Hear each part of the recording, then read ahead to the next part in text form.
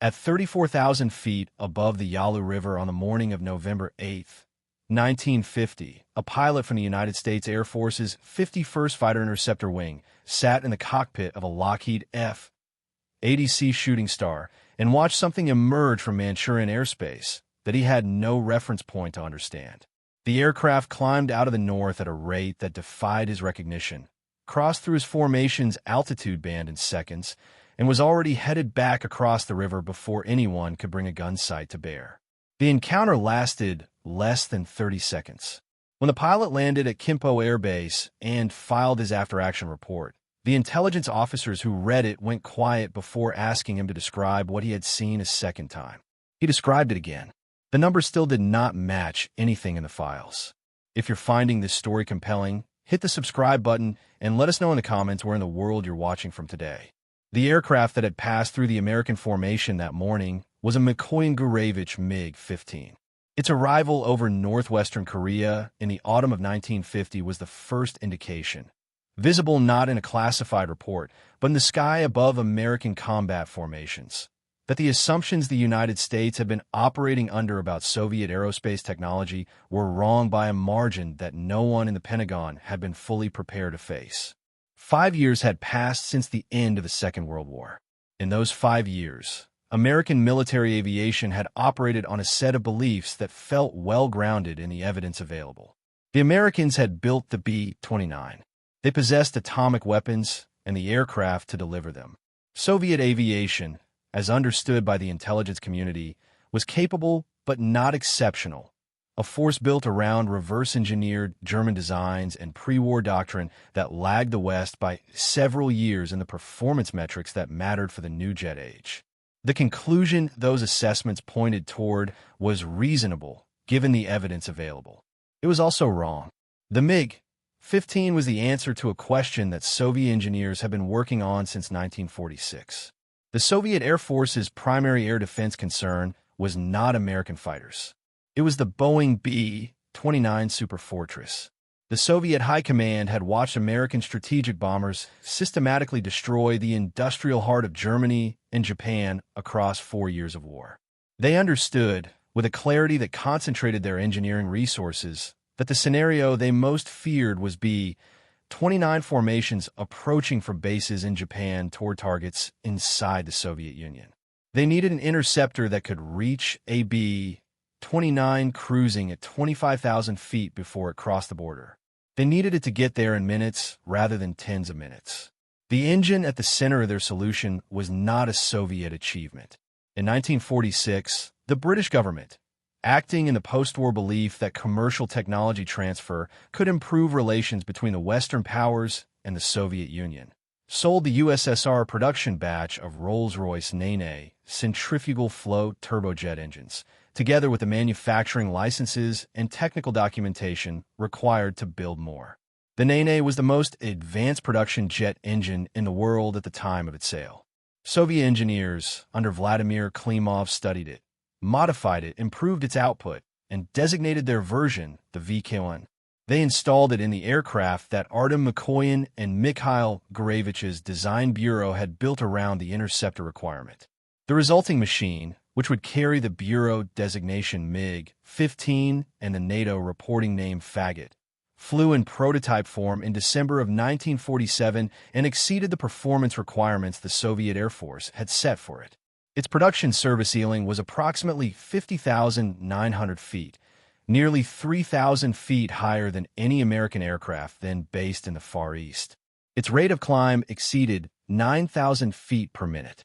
It carried a weapons package calibrated not for the sustained maneuvering of a fighter-versus-fighter engagement, but for the destruction of large aircraft at medium range. One 37mm Nudelman in 37D cannon and two 23mm Nudelman Richter in R-23 cannons.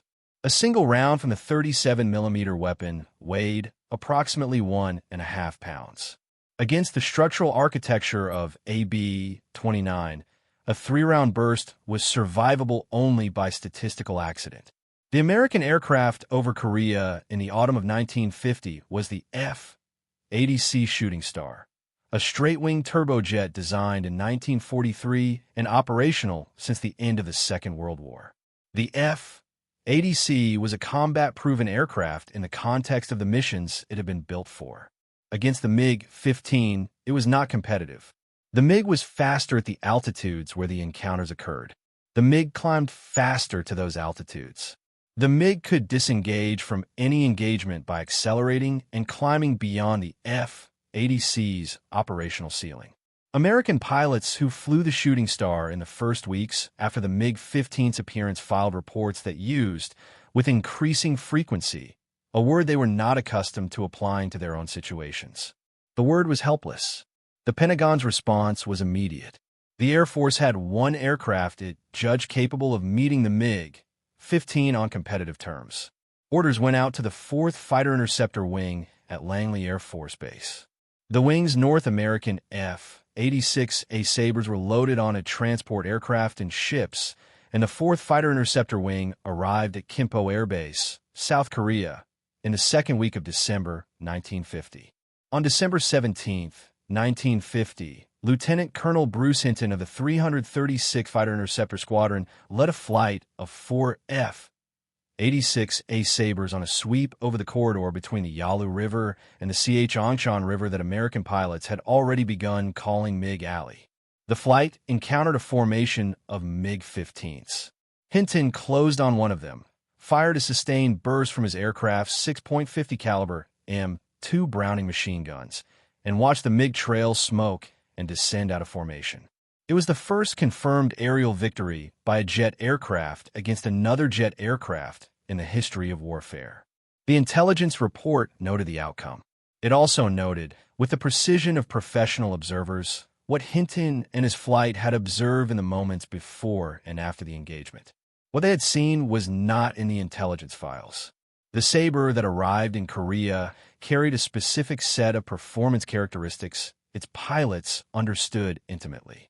The General Electric J-47 turbojet at its core produced approximately 5,910 pounds of thrust, essentially the same output as the MiG-15's Klima VK-1. At sea level, the F-86A's maximum speed was slightly higher than the MiG's. At altitude, the calculus shifted. At 35,000 feet, where MiG formations prefer to stage their engagements, the MiG-15 held a measurable advantage in sustained climb rate and in the tightness of its turning radius at speeds between Mach 0.6 and Mach 0.8. American pilots who attempted to engage MiGs in a traditional turning fight at high altitude found themselves losing ground. The MiG turned inside them. The MiG climbed away from them. The MiG's 37mm cannon, when it found a firing angle, left consequences that the F-80C airframe was not designed to absorb. There is also a constraint built into the geography of the war that the MiG-15 pilots exploited with the certainty of men who had been briefed on it before they flew their first missions. The Yalu River marked the boundary between North Korea and the Manchurian territory of China, where the airfields housing the MiG-15 formations were located. American rules of engagement, established by President Truman and enforced through every level of the chain of command to the individual squadron level, prohibited American aircraft from crossing north of the Yalu under any circumstances. The MiG pilots could stage their engagements at will, cross south of the river, fight on their own terms, and disengage by climbing back across the boundary at any moment they chose. American pilots who were winning an engagement watched their opponents disappear across a geographic line they were legally forbidden to follow. The tactical asymmetry was total. Every fight in MiG Alley was fought on the MiG side of the border, with a sanctioned exit route that the Sabres could not use. The question of who was actually flying those MiGs was the first major intelligence priority of the Korean Air War, and the answer the signals intelligence community assembled was the most sensitive secret the conflict produced. The aircraft were nominally operated by the North Korean People's Air Force and, after China's entry into the war in October of 1950, by Chinese People's Liberation Army Air Force pilots. The official Soviet position was categorical. Soviet military personnel were not participating in combat operations. The voice intercepts being processed at American signals intelligence stations told a different story. The radio communications from the highest-performing MiG formations were being conducted in Russian.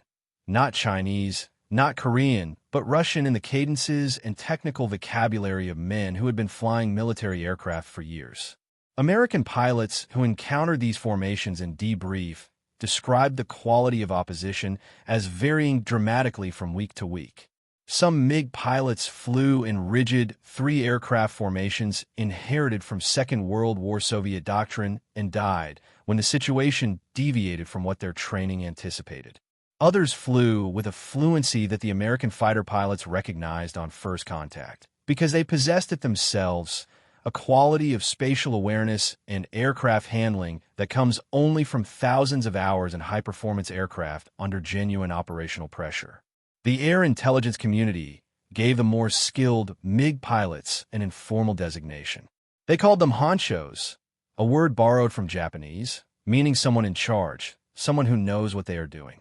When a honcho-led formation appeared over MiG Alley, the Sabre pilots could feel the difference within the first exchange of passes. These were not students encountering jet combat for the first time. Declassified Soviet records that emerged after the end of the Cold War identified a number of the honcho pilots. Colonel Yevgeny Popelyev commanded the Soviet 196th Fighter Aviation Regiment and flew combat missions over Korea under cover designation, ultimately credited in Soviet Air Force records with the highest confirmed kill total among Soviet pilots in the conflict, a figure that has been a subject of historical analysis in the decades since. Given the significant discrepancy between American and Soviet loss records on both sides of the engagement, Popelyev was a product of the same grinding attrition school that had produced the finest fighter pilots of the Second World War, a man who had learned his trade over the Eastern Front, where the penalty for tactical error was immediate and absolute, and who had spent the years since the war's end flying the most advanced Soviet aircraft available. If this story is landing with you, take a moment to subscribe and turn on notifications. It helps us keep producing work like this. The tactical situation this combination of factors produced in the spring of 1951 was one that the 4th Fighter-Interceptor Wing's commanding officers could not address by asking their pilots to try harder. The pilots were not failing from a lack of will or skill. Captain James Jabara, flying with the 334th Fighter-Interceptor Squadron, had flown P-51 Mustangs over Europe and arrived in Korea with exactly the instincts and accumulated experience that distinguished a fighter pilot from a man who simply operated an aircraft in the air. Captain Joseph McConnell, who would eventually be assigned to the 39th Fighter-Interceptor Squadron of the 51st Fighter-Interceptor Wing, had spent years fighting the military bureaucracy to reach a fighter cockpit and arrived with enough raw aviation ability to impress men who had been flying combat since 1942. These were not men whose performance could be improved by harder instruction or stricter oversight. What they did not yet have was a tactical doctrine built specifically around what the F-86A could do that the MiG-15 could not. And finding that answer required surviving enough engagements over MiG Alley to notice where the physics of the MiG-15's engineering had produced a structural weakness, not in its airframe, and not in the courage of its pilots, but in the behavior of the aircraft itself when the geometry of the fight forced it into a specific and narrow flight regime. The crack was in the dive. It appeared in no intelligence document prepared before the first F-86 versus MiG-15 engagements. It was not a finding from a test facility or an engineering analysis. It came from the accumulating observation of Sabre pilots who had survived enough high-speed encounters over MiG Alley to notice a pattern in the behavior of MiG-15s that were forced into steep, high-speed descents. When the engagement geometry compelled a MiG pilot to push his aircraft toward speeds approaching Mach 0.9, something happened to the MiG's handling that should not have occurred in a machine certified for operational use. The nose would deviate from the dive line. Correction inputs from the pilot produced responses that were delayed, then exaggerated in ways that increased rather than corrected the deviation. The aircraft buffeted. Pilots trying to track a target or acquire a new one in this speed range were fighting their own airframe rather than the opponent's position. American pilots who observed MiG-15s in this condition from angles of advantage noted something specific. The aircraft that at moderate speeds could outturn and outclimb anything the Americans were flying became, in that narrow transonic band, significantly less capable of doing anything precise at all. What those pilots were observing, without yet having the engineering vocabulary or the formal test data to describe it precisely, was the consequence of a fundamental design choice that had been made when the MiG-15's tail was built. The horizontal tail of the MiG-15 was a conventional arrangement, a fixed horizontal stabilizer with a movable elevator surface hinged to its trailing edge. This design was universal in production aircraft of the late 1940s because it was well understood, reliable, and effective throughout the subsonic speed range that most aircraft were designed to inhabit. As the MiG-15 approached transonic speeds, above roughly Mach 0.85, the behavior of airflow over its wing and tail surfaces began to change in ways that the fixed stabilizer, movable elevator arrangement was not equipped to handle. Compressibility effects altered the location of the shock waves forming over the airframe. The center of lift migrated rearward along the wing. The elevator, which generated pitch control by deflecting airflow over a movable surface, began losing its mechanical leverage against the changed aerodynamic forces acting on the aircraft. Pilots in this speed range experienced a progressive, then acute, loss of pitch authority. The control stick moved, but the aircraft's response diminished and, above certain speeds, approached zero or reversed entirely. The F-86A experienced related compressibility problems at the outer edge of its own speed range. Both aircraft shared the fundamental engineering constraint of a conventional horizontal tail. But the American test pilots who had been evaluating transonic phenomena at Muroc Army Airfield in California since 1947, and whose findings had informed the F-86A's design at a technical level, had embedded in the Sabre an understanding of those compressibility effects that gave its pilots marginally more workable pitch authority before the controls deteriorated. The margin was not large. In aerial combat, margins are not required to be large. They are required to exist.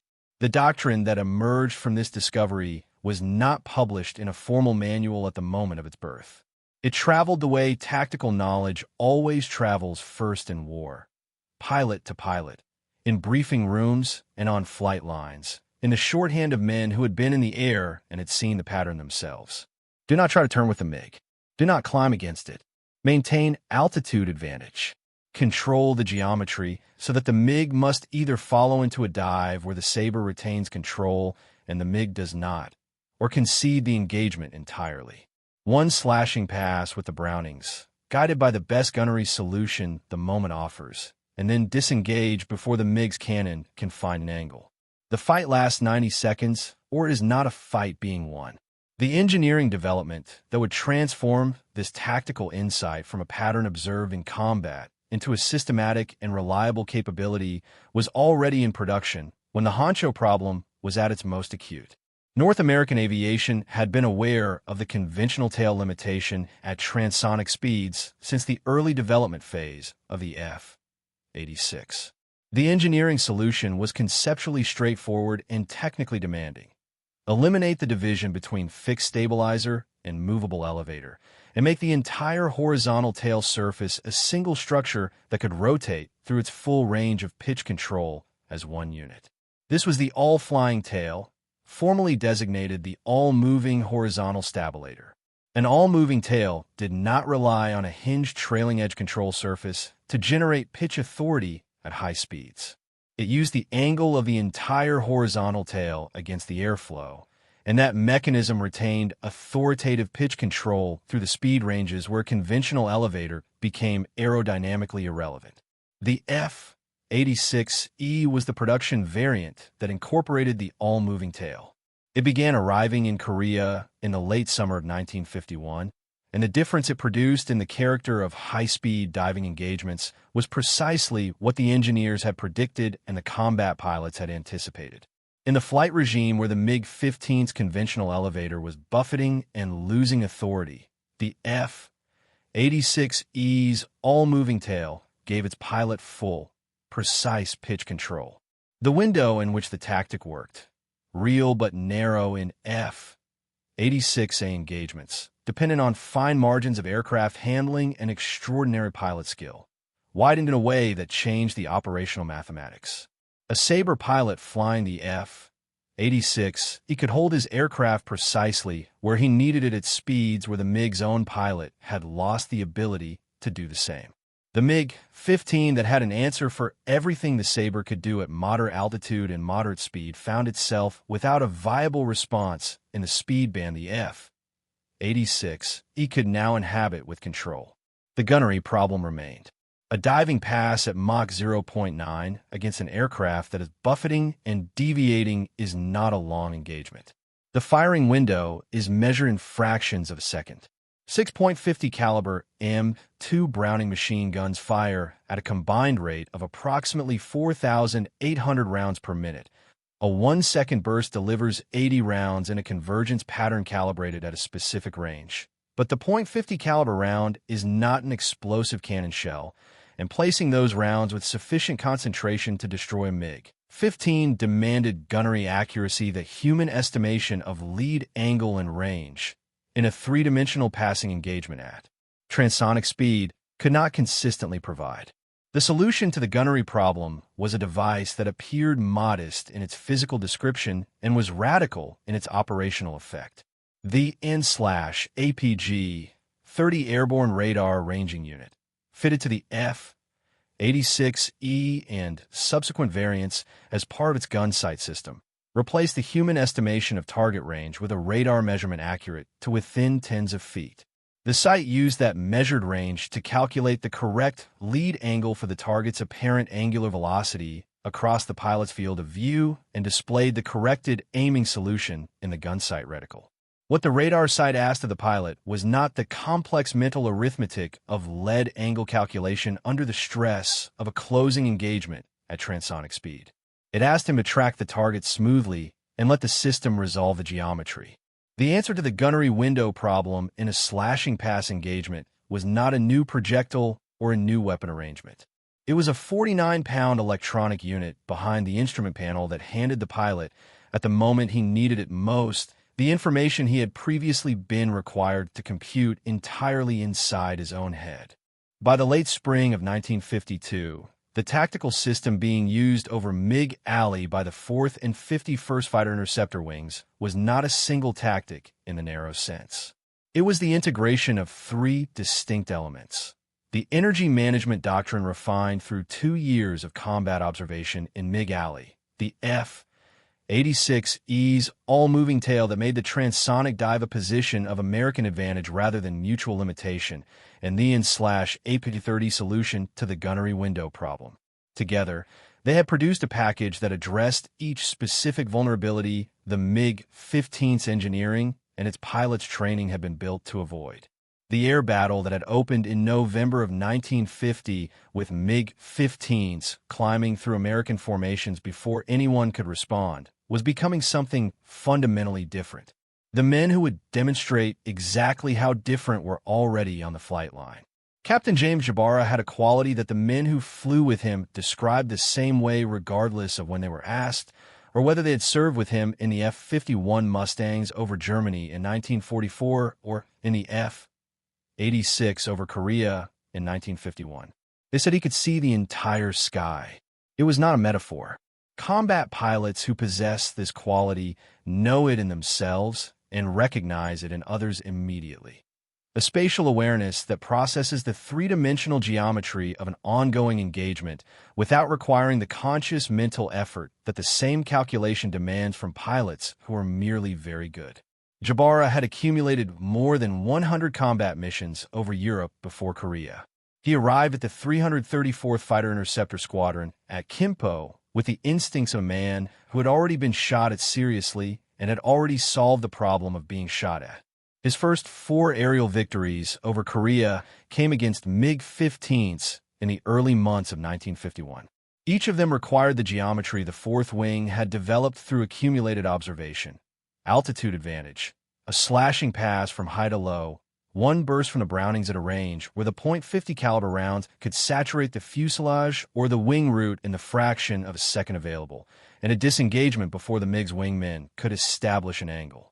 4 kills by the end of April placed Jabara one victory short of the threshold that would make him the first jet ace in the history of aerial warfare. The morning of May 20th, 1951, produced a sky over MiG Alley that the veterans of the 4th Wing recognized as a MiG morning, cold and clear at altitude, with the kind of visibility that meant engagements would begin at long range and require accurate relative positioning to control from the first exchange.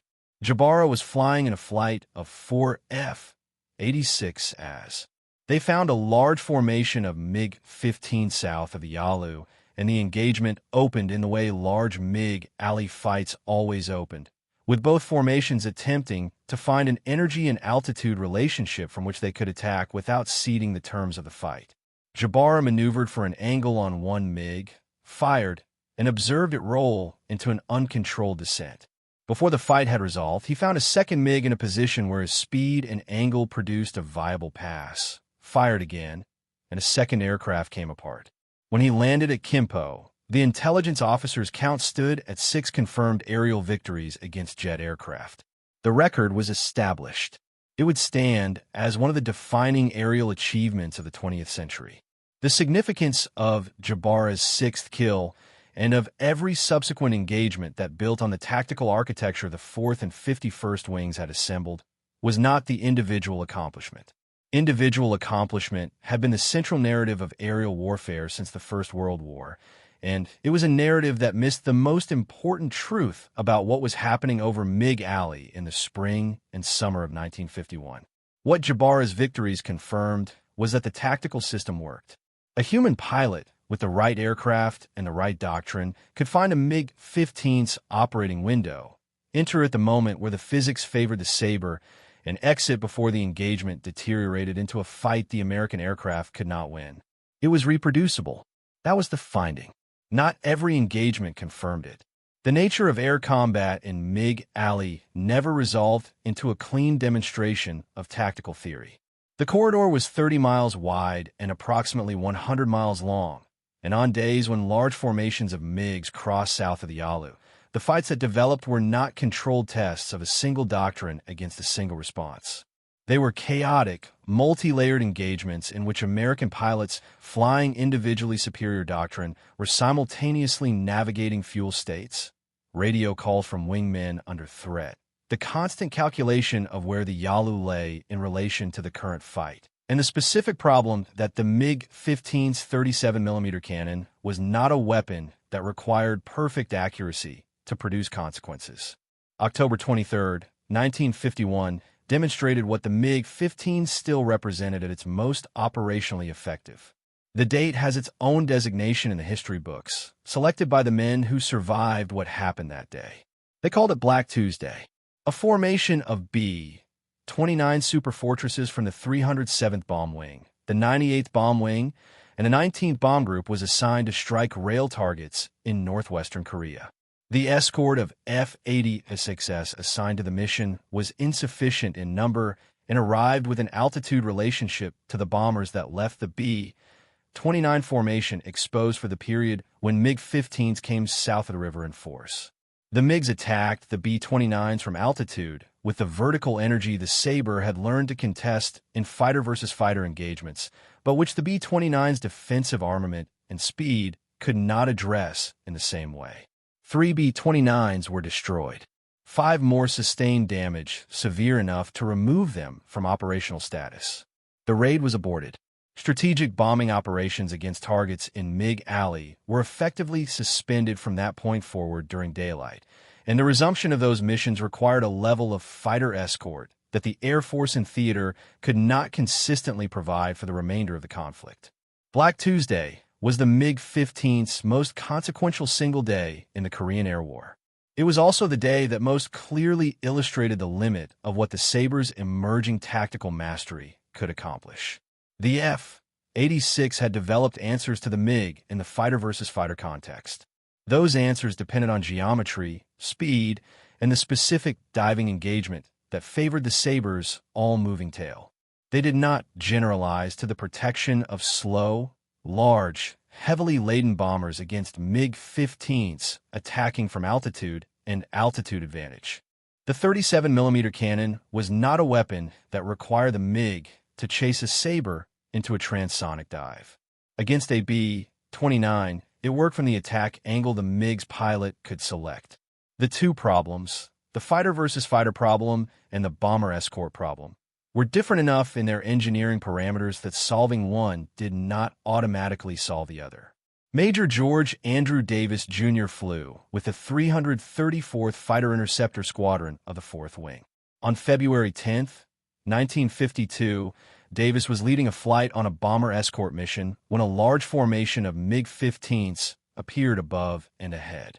Rather than execute the disengagement, the tactical situation and the arithmetic of the escort mission called for, Davis turned into the MiG formation and attacked it. He destroyed 2 MiGs in passes executed under fire, breaking the geometry of the MiG attack long enough for the bomber formation to clear the immediate threat. He did not survive the engagement. His aircraft was seen going down over the mountains south of the Yalu. Davis was 29 years old. He had 14 confirmed aerial victories. He was posthumously awarded the Medal of Honor. The citation described his action correctly. He had accepted the engagement on terms that eliminated any probability of his own survival in order to protect the aircraft behind him.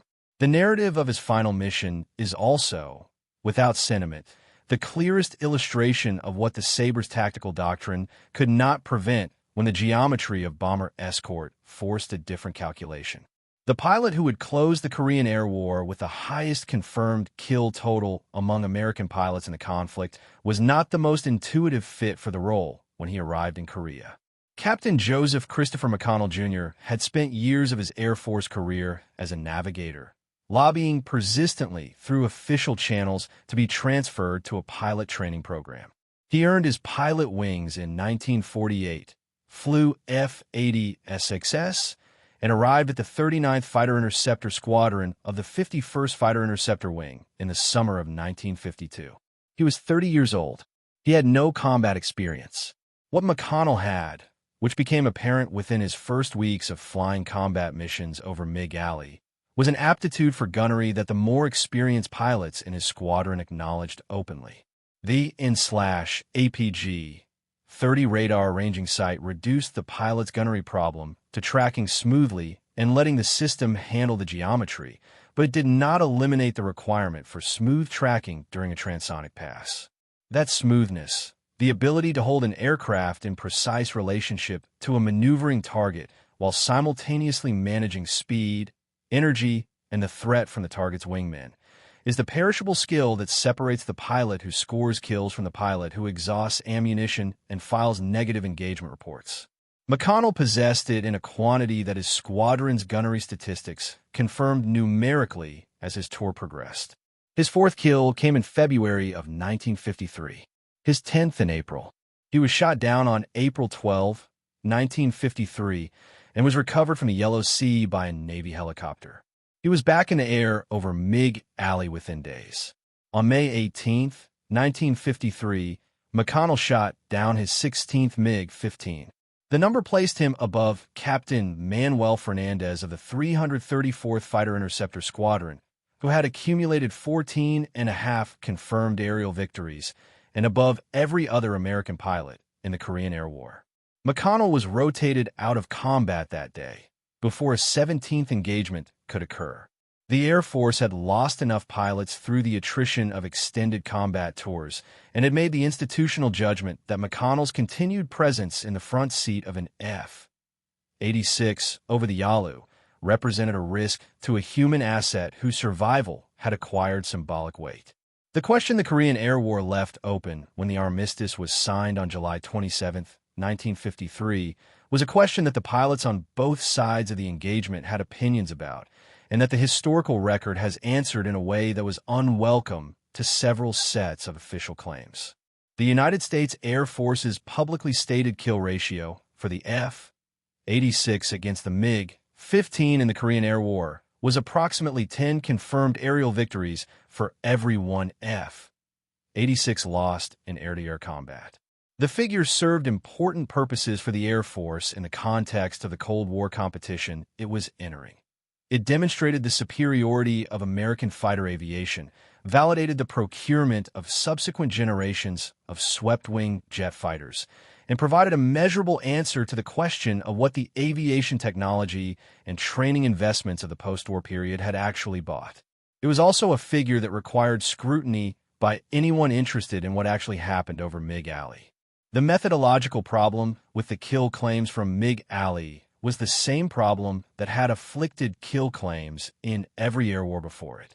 Pilots, under the stress of high speed, transonic engagements that lasted seconds, observed partial outcomes and filed reports in good faith that reflected those partial observations. A MiG trailing smoke and in a steep, uncontrolled descent looked, from the vantage point of a Sabre pulling up from a transonic pass, like a destroyed aircraft. Whether it recovered or did not recover was information that American pilots flying north of the Yalu River, at the limit of their fuel state and inside the geographic constraint of the Yalu Sanctuary, were not able to verify. The MiG's pilots were operating over territory where even badly damaged aircraft might reach airfields or at least friendly ground. The counting was done in uncertainty, and the numbers reported upward reflected the limits of what could be confirmed under those conditions. Soviet and Chinese records that became accessible after the end of the Cold War present a different accounting. The range of estimates produced by researchers using those records, combined with American casualty data, suggests that the actual air-to-air kill ratio between the F-86 and the MiG-15 was substantially closer than the official wartime figure. Various analyses have placed it somewhere between roughly 2-1 and 3-1 in favor of the Sabre, with a significant margin of uncertainty in both sets of primary data. The Soviet Air Force lost experienced pilots over Korea. Colonel Yevgeny Popeliev, whose records were studied after the Cold War, credited himself with 23 aerial victories in the official Soviet accounting, a figure that, like the American claims, has been examined and contested by historians looking at the whole body of available evidence. What the post-Cold War research established beyond serious historical dispute was that the losses on both sides were more symmetrical than the wartime American narrative acknowledged, that the Soviet pilots in Korea included men whose combat ability was the equal of any American pilot in the theater, and that the air war over MiG Alley was not a demonstration of American aerial supremacy, but a genuine contest between two competent aviation powers, in which the margin of advantage was real but narrow, earned through specific engineering choices and specific tactical solutions, rather than through any comprehensive superiority of machines or men. This finding did not diminish what the 4th and 51st Fighter-Interceptor Wings accomplished. It relocated that accomplishment from the comfortable category of uncontested dominance to the more accurate category of a solved problem. The Sabre's pilots had faced a specific tactical situation in which the aircraft they were flying was outperformed at high altitude by the aircraft opposing them, in which the geography of the war gave the opposing force a sanctuary that could not be challenged, and in which the pilots of the opposing force included men of genuine and demonstrable skill. Against those conditions, the American response had been to identify exactly where the MiG-15's engineering produced a vulnerability, build the tactical, doctrinal, and equipment package to exploit that vulnerability systematically, and execute it with sufficient consistency to establish air superiority over the corridor where it mattered. That the margin of that achievement was narrower than the official number suggested does not alter the character of it. The armistice took effect in the pre-dawn hours of July 27, 1953. In the airspace over MiG Alley, the last F-86 patrols turned south and descended toward Kimpo. The engineers on both sides were already working. The MiG-15 would be replaced by the MiG-17, which addressed the transonic control problem with improved aerodynamic design, and eventually by the MiG-19, which carried an afterburner and a speed envelope that the subsonic F-86 could not follow. American engineering was moving toward the F-100 Super Sabre, the first production aircraft in the Western inventory designed to sustain level supersonic flight, and the all-moving horizontal tail that had changed the character of the dive in MiG Alley was standard equipment on every swept-wing fighter that followed from the F-86E forward. The institutional consequences of MiG alley extended further than the hardware. Before Korea, the tactical doctrine that governed American fighter employment in jet combat was inherited in significant part from the Second World War and from a theoretical framework built on assumptions about relative aircraft performance that the first MiG alley engagements had systematically invalidated. After Korea, the Air Force examined the accumulated after-action reports, the performance analyses, and the pilot debriefs with a specificity that the wartime urgency of 1942 through 1945 had not always permitted. The findings were formal and institutional. The principle that energy management, not turning radius, is the foundational consideration in jet combat was extracted from the Sabre pilots' accumulated experience and written into training doctrine. The relationship between altitude, airspeed, and tactical position was codified in frameworks that would eventually influence a generation of fighter pilots and tacticians, among them John Boyd, who had flown F-80C in Korea and would spend the decades after the war developing the energy maneuverability theory whose principles the MiG alley veterans had discovered empirically above the Yalu at 35,000 feet. The question that the chapter of aviation history opened on November 8, 1950, had asked was not a simple one. The MiG-15 over the Yalu had posed a specific technical and tactical problem of the kind that admits a specific answer, but the layers of that problem, the engineering vulnerability in the transonic dive, the gunnery solution the radar ranging site provided, the doctrinal framework that translated both into a repeatable operational outcome. Each required its own investigation, and each was resolved by a different set of people working from different starting points toward convergence that no single designer or pilot or commander had charted from the beginning. What James Jabara saw in the sky on the morning of May 20th, 1951, when he fired at his 5th and 6th MiG-15s and watched them go down, was not the conclusion of a tactical evolution. He was the most visible human expression of one moment in a sequence that had begun in a Nagoya conference room where Soviet engineers studied a British engine, and that continued in the test facilities at Muroc, where American engineers measured what happened to pitch control in the transonic regime. And that reached its clearest statement not in a single engagement, but in the accumulated record of every Sabre pilot who had found the angle, held the tracking solution, and exited the fight. Before the fuel state became critical, the MiGs across the river were not helpless in any simple sense. The pilots who flew them were not outmatched by a force that simply outperformed them across every dimension of the fight.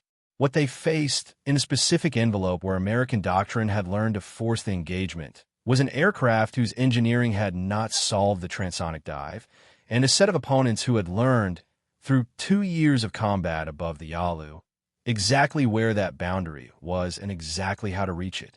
The corridor over MiG alley held no sanctuaries for physics.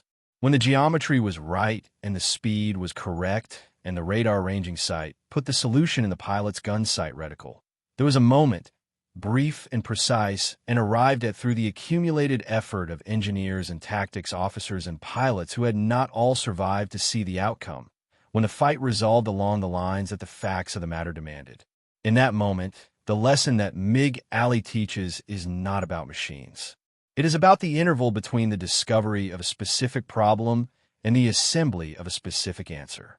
American pilots went into that interval in the autumn of 1950 flying aircraft and doctrine that were not adequate to the threat they encountered. They came out the other side having built the answer piece by piece from what the engagements told them. The MiG-15's transonic dive was the seam in the fabric of what Soviet engineering had produced. The F-80C all-moving tail, the APG-30 ranging sight, and the energy management doctrine that 2 years of air combat over the Yalu had refined were the instruments that found it.